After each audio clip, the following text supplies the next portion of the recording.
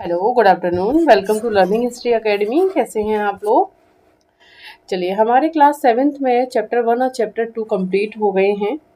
जिस बच्चे ने भी क्लास नहीं देखी है वो लास्ट क्लास देख सकते हैं। प्लेलिस्ट बनाई हुई है मैंने। क्लास 6 का मैं पूरा करा चुकी हूँ। क्लास सेवेंथ का एनसीईआरटी चल रहा है। उसमें हम आज शुरू करेंगे चैप्टर 3। चैप्टर 3 में क्या है? दिल्ली 12वीं से 15वीं शताब्दी।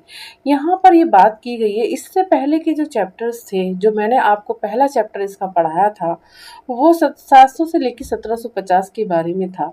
उससे आगे जो मैंने सेकेंड चैप्टर आपको पढ़ाया था, उसमें आपको जो दे रखा था वो 7वीं से 12वीं शताब्दी तक हमने पढ़ा था कि कौन कौन से राज्य उभरे और कौन कौन से शासक बने, कौन कौन से शासकों ने अपने नए राज्य बनाए थे। ये हम पढ़ चुके थे पिछले अध्याय में। अब हम बात करेंगे, हम पिछले अध्याय में आपसे बात कर चुके थे 7वीं शताब्दी से लेके 12वीं शताब्दी तक। अब हम चैप्टर 3 में पढ़ेंगे 12वीं से 15वीं शताब्दी। क्यों महत्वपूर्ण है 12वीं से 15वीं शताब्दी? देखिए, ऐसा क्या है इसमें? इसमें दिल्ली की बात क्यों कही गई है? 12वीं से 15वीं शताब्दी में दिल्ली की बात इसलिए की गई है क्योंकि यहाँ पर कई लोग आए थे जिन्होंने दिल्ली पर शासन किया था। कैसे किया था? कौन कौन आए थे? कहाँ से आए थे? कहाँ कहाँ शासन बन, किस तरीके से दिल्ली की स्थापना हुई? दिल्ली राज्य कब देखने को मिला? हम बात करेंगे 12वीं से 15वीं शताब्दी तक। ठीक है। इसमें हम दिल्ली से और दिल्ली से जुड़े सल्तनत काल के बारे में बात करेंगे। चलिए, हम अपने अध्याय को स्टार्ट करते हैं। ठीक है। हमने अध्याय 2 में देखा कि स्टार्ट कर दिया मैंने क्लास। हमने अध्याय 2 में देखा कि कावेरी डेल्टा जैसे क्षेत्र बड़े राज्यों के केंद्र बन गए थे। क्या? बड़े राज्यों के केंद्र बन गए थे कावेरी डेल्टा। हमने पढ़ा था चोल, चेर, पांडव, और हमने राष्ट्रकूट के बारे में भी पढ़ा था, पल्लव के बारे में भी पढ़ा था, हमने चामन यानी कि चौहान के बारे में भी पढ़ा था, किस तरीके से उन्हें सामना करना पड़ा था चौहानों को गुजरात के चालुक्य से और पश्चिमी उत्तर प्रदेश के गढ़वालों से। और फिर उसके बाद हमने पढ़ा था किस तरीके से महमूद गजनवी भारत आता है और गुजरात में मंदिर सोमनाथ को लूटता है। उसके बाद हमने कुछ ऐसा भी देखा था जैसे कि तुर्की शासन जैसे आता है यहाँ पर मोहम्मद गौरी, जिससे युद्ध होता है पृथ्वीराज तृतीय से। चौहान शासक थे वो। ठीक है। पहले वो जीतते हैं 1191, फिर 1192 में उनकी हार होती है। हमने ये सब पढ़ा था लास्ट क्लास में। जिसने भी क्लास ना देखी हो वो क्लास देख ले प्लीज। वेरी इंपॉर्टेंट क्लास है और वहां से क्वेश्चंस बनेंगे। प्लीज क्लास शुरू करने से पहले आप लोग शेयर कीजिए क्लास को, और जिन बच्चों ने सब्सक्राइब नहीं किया है वो सब्सक्राइब कर लें। और क्योंकि बाकी बच्चों को भी क्लास मिलती रहेगी, बेनिफिशियल है क्लास ये काफ़ी। और फ्री ऑफ कॉस्ट क्लास है, कोई चार्जेस नहीं है इसका, पर डेली क्लास आपको मिलेगी। आप डेली क्लास कीजिए। एनसीईआरटी पढ़ना, हिस्ट्री पढ़ना बहुत ज़रूरी है। जो लोग इतिहास से तैयारी कर रहे हैं उनके लिए एनसीईआरटी पढ़ना मस्ट है। ठीक है। चलिए, हम अपने क्लास की तरफ बढ़ते हैं। हमने अध्याय 2 में देखा कि कावेरी डेल्टा जैसे क्षेत्र बड़े राज्यों के केंद्र बन गए थे। क्या आपने गौर किया कि अध्याय 2 में ऐसी किसी राज्य का जिक्र नहीं है जिसकी राजधानी दिल्ली रही हो? इसकी वजह यह है कि दिल्ली महत्वपूर्ण शहर 12वीं शताब्दी में ही बना। देखो, कितनी खास बात इसमें की गई है। हमने अध्याय 2 में और अध्याय फर्स्ट में हमने ऐसा कुछ दिल्ली के बारे में नहीं पढ़ा, क्योंकि दिल्ली के बारे में हम जो देखेंगे वो 12वीं शताब्दी से देखेंगे। दिल्ली शहर जो देखने को मिलता है और वो मिलता है 12वीं शताब्दी में। इससे इसके पिछले अध्याय में हमने 12वीं शताब्दी में नहीं पढ़ा था, 12वीं शताब्दी तक पढ़ा था। अब हम यहाँ 12वीं शताब्दी से 15वीं शताब्दी के बारे में पढ़ रहे हैं, तो हम दिल्ली के बारे में पढ़ेंगे। ठीक है। चलिए, तालिका 1 पर नजर डालिए। पहल तोमर राजपूतों पहले पहल क्या तोमर राजपूतों के काल में दिल्ली किस साम्राज्य की राजधानी बनी? 12वीं सदी के मध्य में तोमरों को अजमेर के चौहानों, जिसे चाहमान नाम से भी जाना जाता है, ने परास्त किया। कहने का मतलब है सबसे पहले जो शासन हुआ था वो तोमर राजपूतों का था दिल्ली में। ठीक है। उसके बाद क्या होता है कि अजमेर के, जो मैंने पिछले अध्याय में भी आपको पढ़ाया था कि चौहान कहाँ देखने को मिले, अजमेर में देखने को मिले हैं। ठीक है। अजमेर और दिल्ली की अजमेर में देखने को मिलते, तो अजमेर में जो चौहान है उन्होंने जो तोमर राजपूत हैं जो दिल्ली में शासन कर रहे थे उनको हराया। उनको परास्त किया। तोमरों और चौहानों के राजकाल में ही दिल्ली वाणिज्य का महत्वपूर्ण केंद्र बन गया।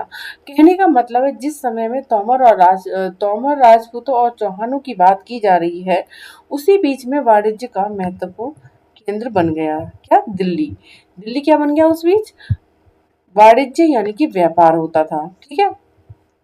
इस शहर में बहुत सारे समृद्धशाली जैन व्यापारी रहते थे जिन्होंने अनेक मंदिरों का निर्माण करवाया।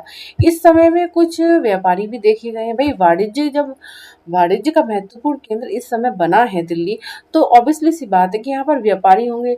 तो उन व्यापारी में सबसे ज्यादा जैन देखे गए, जैन व्यापारी देखे गए। कौन देखे गए? जैन व्यापारी देखे गए सबसे ज्यादा। ठीक है। जिन्होंने अनेक मंदिरों का निर्माण करवाया वहां पर दिल्ली में। यहाँ दहलीवाल कहे जाने वाले सिक्के भी ढाले जाते थे जो काफी प्रचलन में थे। कहने की बात है कि सबसे पहले दिल्ली में दहली कहे जाने वाले सिक्के भी ढाले गए हैं। तो क्वेश्चन यहाँ पर बनता है कि दहली वाल कहे जाने वाले सिक्के कब ढाले गए थे?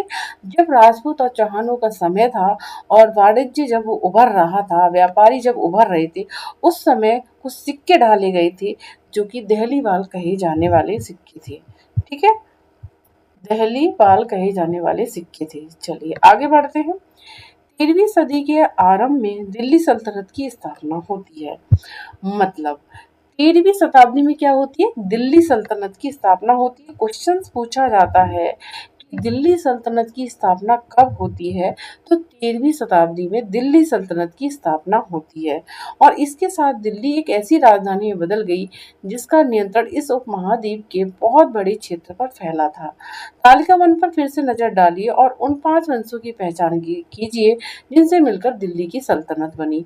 देखिए यहाँ पर ये बात की गई है कि दिल्ली सल्तनत की स्थापना होती है जब तोमर वंश के बाद हम बात करते हैं, तब दिल्ली सल्तनत की स्थापना होती है। कब? 13वीं शताब्दी में। 13वीं शताब्दी में जब दिल्ली सल्तनत की स्थापना होती है तो ये एक दिल्ली एक ऐसी राजधानी में बदल गई। ठीक है। कैसे? कैपिटल में कन्वर्ट हो गई है। दिल्ली क्या थी? राजधानी में बदल गई जिसका नियंत्रण बहुत बड़े क्षेत्र पर फैला था। तालिका वन ये जो दे रखा है आपने, देख रहे हैं ना दिल्ली में कौन कौन से आ रहे हैं, जैसे कि फिरोजाबाद, फिरोजशाह कोटला, हौज खास, ये सब दिल्ली में ही है, अभी भी हैं दिल्ली में। सीरी, जहांपना, दहलीए कोहना, कुतुब मीनार, हौजे सुल्तानी, तुगलकाबाद और आदिलाबाद, ये सब अभी भी दिल्ली में देखे जाते हैं। और वहां से यमुना नदी भी निकली हुई है, ये नदी भी वहां पर देखी गई है और अभी भी है। ठीक है। यमुना नदी। तो ये जो शहर थे ये ऐसे शहर बस गए थे वहां पर। तो वहां पर ये जो एरिया बस गए थे, तो दिल्ली का बहुत बड़े एरिया, दिल्ली का जो नियंत्रण था काफी बड़े क्षेत्र पर फैल गया था। ठीक है। जिस इलाके को हम आज दिल्ली के नाम से जानते हैं, वहां इन सुल्तानों ने अनेक नगर बसाए। मानचित्र वन को देखकर दहली, कोहना, सिरी और जहांपना को पहचानिए। देखिए जिस इलाके को हम आज दिल्ली के नाम से जानते हैं ना, वहाँ इन सुल्तानों ने अनेक नगर बसाए। कौन कौन से नगर बसाए? देखिए दहली कोहना कोहना की बात की गई है, यहाँ पर सीरी की बात की गई है। ठीक है। और यहाँ पर जहांपना की बात की गई है। ठीक है। तो यहाँ पर ये इनकी बात की गई है कि ये स्थापित किए गए थे। ठीक है। बाकी ये सब भी देखने को मिले हैं। अब आते हैं कि दिल्ली सल्तनत की स्थापना तो हुई हुई थी 13वीं शताब्दी में, पर स्थापना हुई तो वहां पर कुछ शासक भी आए होंगे, तभी तो हुई ना। कभी तो एक राजधानी एक बहुत बड़े नियंत्रण पर फैल गया था, बहुत एरिया पर फैल गया था दिल्ली राजधानी। ठीक है। तो दिल्ली के शासक कौन कौन थे? सबसे पहले हम पढ़ेंगे राजपूत वंश। ठीक है। तो राजपूत वंश में कौन है? ये तोमर और चौहान। राजपूत वंश में कौन आते हैं? ये देखिए दे रखा है ना, राजपूत वंश। यहाँ पर आते हैं तोमर तोमर और चौहान। तोमर का जो राजा रहता है वो रहता है अनंगपाल सिंह तोमर। ठीक है। जिसने आरंभिक 12वीं शताब्दी में दिल्ली नगर को बसाया था 1165 में। ठीक है। यानी कि जो इसका समय रहता है वो 1103 से लेकर 1145 रहता है, यानी कि 12वीं शताब्दी। राइट। और ये क्वेश्चंस बनते हैं एग्जाम में, बहुत क्वेश्चन बनते हैं, इनको याद करना पड़ेगा, सीक्वेंस में याद करना पड़ेगा। ठीक है। याद करिएगा इनको सीक्वेंस में। ठीक है। फिर आते हैं राजपूत वंश में चौहान, जिसके शासक होते हैं पृथ्वीराज चौहान। इनकी जो आरंभिक वर्ष रहा है, शताब्दी रही है वो 1165 से लेके 1192, यानी कि इनका जो समय रहा है 1175 से लेके 1192। आपने देखा होगा कि पृथ्वीराज चौहान ने किस तरीके से मोहम्मद गौरी को हराया था। यह 1192 में इनका लास्ट समय था। इन्होंने लास्ट युद्ध किया था मोहम्मद गौरी से 1192 में, तो ये समय 1192 तक रहता है पृथ्वीराज चौहान का। राइट। तो ये थे दो शासक राजपूत वंश से। ठीक है। आगे हम बात करते हैं प्रारंभिक तुर्की। फिर इनके बाद जब सल्तनत काल की स्थापना होती है तो तुर्की शासक मिलते हैं यहाँ पर। तुर्की शासक में जो समय रहता है वो 1206 से लेके 1290 रहता है। क्या रहता है? तुर्की का जो शासक का जो समय रहता है, प्रारंभिक तुर्की शासक का जो समय रहता है वो 1206 से लेके 1290 रहता है। उसमें सबसे पहला जो शासक बनता है तुर्की, कुतुबुद्दीन ऐबक। उसके बाद आता है शमसुद्दीन इल्तुतमिश। उसके बाद आता है रजिया आती है, ये लेडीज है, महिला है। और गयासुद्दीन बलबन आता है रजिया के बाद। कुतुबुद्दीन ऐबक के बारे में, इन सब के बारे में हम पढ़ेंगे। अभी हम डेट के बारे में डिस्कस कर रहे हैं। कुतुबुद्दीन ऐबक का समय रहा है 1206 से लेके 1210। ऐसे सीक्वेंस में याद कर सकते हैं। सबसे पहले कुतुबुद्दीन ऐबक, शमसुद्दीन इल्तुतमिश, फिर रजिया, फिर गयासुद्दीन बलबन। चार हो गए याद। तो स्टार्टिंग में आप एक डेट रख लीजिए, देखिए 1206, फिर 1206 4 साल के बाद 1210, फिर 1210 से 1236, फिर 1236 से 1240, फिर 1266 से 1287। ऐसे याद कर लीजिए, सीक्वेंस में इनका समय है। ठीक है। अब आते हैं उसके बाद, तुर्की शासक के बाद आते हैं खिलजी वंश। ठीक है। ट्रिक से भी मैं आपको बता दूंगी बाद में। ठीक है। जब आप याद करेंगे, नोट्स लेकर आऊंगी तो इसमें भी बताऊंगी। नोट्स भी लेकर आऊंगी मैं, एवरी चैप्टर का नोट्स लेकर आऊंगी, मैंने पहले ही बताया आपको। ठीक है। तो खिलजी वंश जो समय चलता है यहाँ पे 1290 में तुर्की शासक समय खत्म होता है 1290 में, तो 1290 से फिर शुरू होता है खिलजी वंश। देखिए देखिए 1290 में यहाँ पे खत्म हो गया ये। और 1290 से 1320 से 1320 तक समय रहा है खिलजी वंश का। 1290 से लेकर 1320 रहा है खिलजी वंश। ठीक है। तो इसमें दो शासक आते हैं खिलजी वंश में, जलालुद्दीन खिलजी और अलाउद्दीन खिलजी। बिल्कुल इजली है, देखो जलालुद्दीन खिलजी, जाकी जगह आ कर दीजिए अलाउद्दीन खिलजी। ये देखो, है ना। तो 1290 में इनका समय, 1296, फिर 1296 से 1316। कितना इजी है इनको याद करना। ठीक है। ट्रिक से भी बता दूंगी बाद में। ठीक है। अब इसके बाद आता है तुगलक वंश। तुगलक वंश में आता है आपका 1320 का समय और 1414 तक रहता है इनका समय। तुगलक वंश में आते हैं तीन शासक, गयासुद्दीन तुगलक, मोहम्मद तुगलक, फिरोज शाह तुगलक। अब गयासुद्दीन तुगलक का जो समय रहता है 1320 से लेकर 1324 रहता है। फिर मोहम्मद तुगलक का समय रहता है 1324 से लेकर 1391 इक्यावन। और फिरोज शाह तुगलक का समय रहता है 1351 से लेकर 1388। राइट। याद कीजिएगा। अब फिर आता है सैयद वंश और लोदी वंश। सैयद वंश में भी एक ही है शासक और लोदी वंश में भी एक ही है, बहलोल लोदी।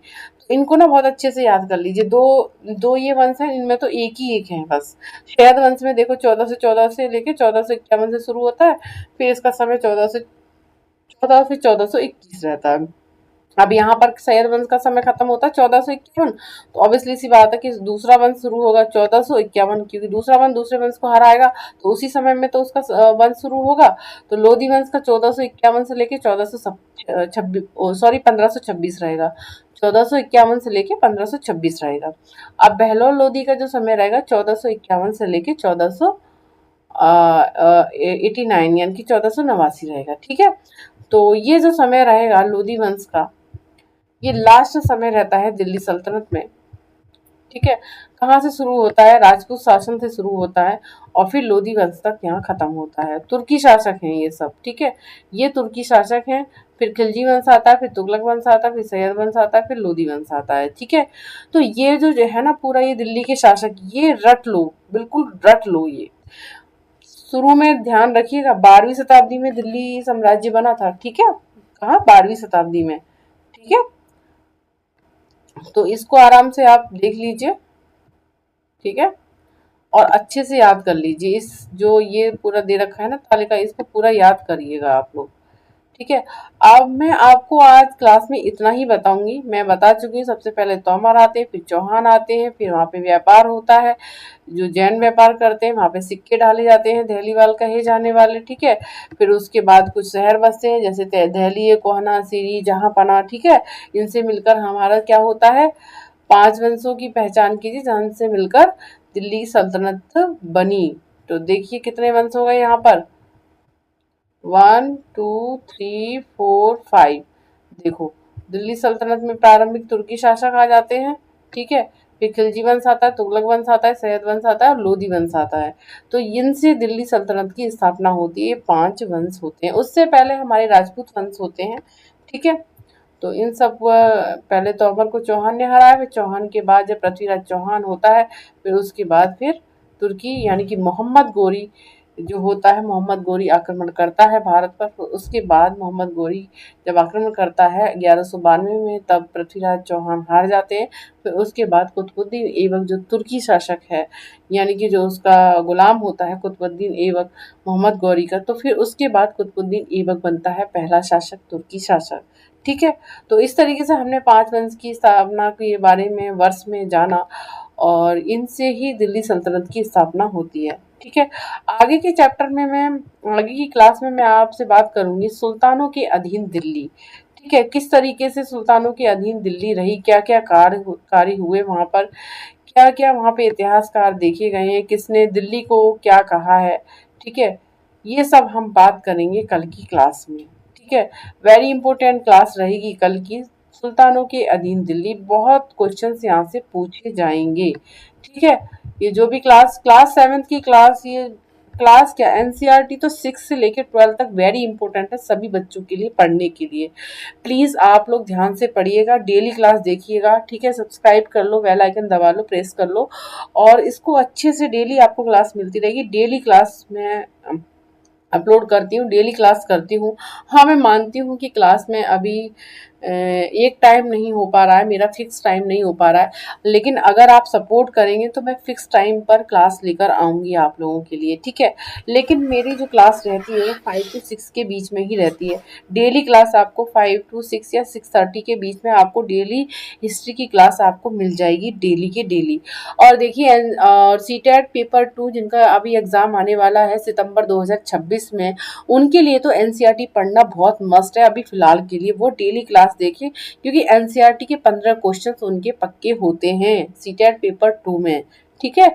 तो प्लीज़ आप लोग अपने मकसद में कामयाब हों और मेहनत करते रहिए। मेहनत करने वालों की कभी हार नहीं होती है, ये मैं पूरे दावे के साथ कह सकती हूँ। अगर आपने पूरी ईमानदारी के साथ मेहनत की है तो आपका पेपर ज़रूर क्वालीफाई होगा, आप ज़रूर सफल होंगे, ठीक है। हाँ, अगर आप मेहनत कर रहे हैं अच्छी तो, ठीक है। पेपर के टाइम और थोड़ा सा जोर लगा दीजिए, और थोड़ी सी मेहनत कीजिए, थोड़ा सा कम सोइए, ठीक है। और अपने हेल्थ का भी ध्यान रखिए। थोड़े सोने का मतलब ये नहीं कि अपने हेल्थ का आप ध्यान ना रखें, हेल्थ का ध्यान रखेंगे तभी आप पढ़ाई कर सकेंगे, ठीक है। तो इसके साथ साथ आप लगे रहें, अपनी अपना जो भी मकसद हो आपका, मैं तो गॉड से प्रे करती हूँ कि आपने जो भी सोचा है वो आपको मिले, आप सफल हों अपनी लाइफ में, आगे बढ़ें, तरक्की करें, भगवान करे खूब आगे ले जाए आपको, है ना। चलिए मिलते हैं नेक्स्ट क्लास में, हम कल इसी समय मिलेंगे हम आपसे, ठीक है। तो प्लीज़ मैम को मोटिवेट कीजिए, जैसे मैं आपको मोटिवेट करती हूँ वैसे मैम को भी प्लीज़ कीजिए। मैम की जो क्लासेस हैं Learning History Academy by Veeno ma'am, तो इन सब क्लासेस को आप शेयर कीजिए जिससे बाकी बच्चों को भी क्लासेस मिल सकें। तो आफ्टर देन फिर हम लोग कल मिलेंगे इसी समय 5 to 6:30 के बीच में, ठीक है। तो अपना ख्याल रखिए, बाय बाय, टेक केयर।